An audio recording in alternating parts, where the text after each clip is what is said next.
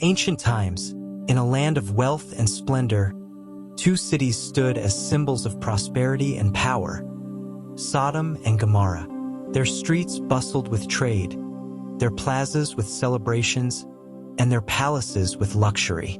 But beneath this facade of greatness, they hid a deep darkness: corruption, injustice, and limitless wickedness. This is the story of how two cities defied God and paid the ultimate price. Sodom and Gomorrah were not always synonymous with destruction. They were wealthy cities with fertile lands and grand buildings. But as they grew in power, they sank into sin and arrogance. Injustice ruled. The rich oppressed the poor, judges accepted bribes, and the powerful laughed at the idea of morality. Travelers were mistreated, robbed, and even killed for sport. No one showed compassion. There was no goodness left in the city. God watched, and he decided to act. Before destroying them, God gave them one last chance. He sent two angels disguised as travelers to Sodom to see firsthand how wicked the city had become. When they arrived, no one welcomed them. No one offered them a place to stay or food to eat. Only one man dared to do so: Lot, the nephew of Abraham. Lot brought them into his home, washed their feet, and prepared a meal for them. But as they ate, a loud banging echoed at the door. A violent mob gathered outside Lot's house. They demanded that he bring out the visitors so they could do with them as they pleased. The city's corruption had no limits. Lot stepped outside and begged them to stop. But the men of Sodom grew even more enraged. They tried to break down the door. Then, in an instant, the angels revealed their power. From inside the house, a blinding light exploded outward, leaving the attackers blind and disoriented. They screamed and stumbled, unable to see.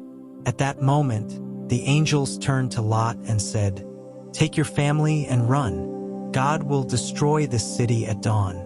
Do not look back, do not stop. Run for your life." Lot ran. He took his wife and daughters, and under the cover of night, they fled the city. They left behind their home, their wealth, everything. Far away on a mountaintop, Abraham watched. From a distance, he saw the sky begin to burn. Then it happened. Suddenly, a deafening roar shattered the night. From the heavens, a rain of fire and brimstone fell upon Sodom and Gomorrah. Massive flames engulfed the houses, plazas, and palaces. The ground trembled, the walls collapsed, and the entire city turned into a sea of fire. People ran and screamed, but there was no escape. Within minutes, everything was gone. As they fled, the angels had given a clear warning. Do not look back. Keep moving forward and do not stop.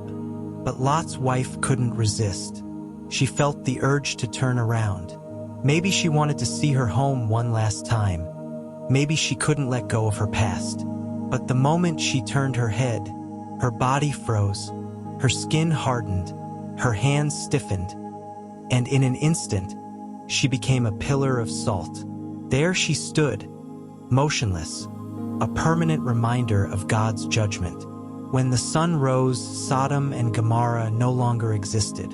Where once there had been bustling streets and great buildings, only ashes and smoke remained. Lot and his daughters kept moving forward, the horror still fresh in their hearts. Abraham, from a distance, watched the smoke rise like a massive column, knowing it was all over. The story of Sodom and Gomorrah is not just a tale of destruction. It is a warning. It teaches us that corruption and wickedness do not last forever. It shows us that God's justice will come sooner or later. It warns us that looking back, clinging to the past, can be our downfall. Thousands of years later, the ruins of Sodom and Gomorrah remain a mystery. Some believe they are buried beneath the Dead Sea, where the water is so salty that nothing can live there. But one question remains.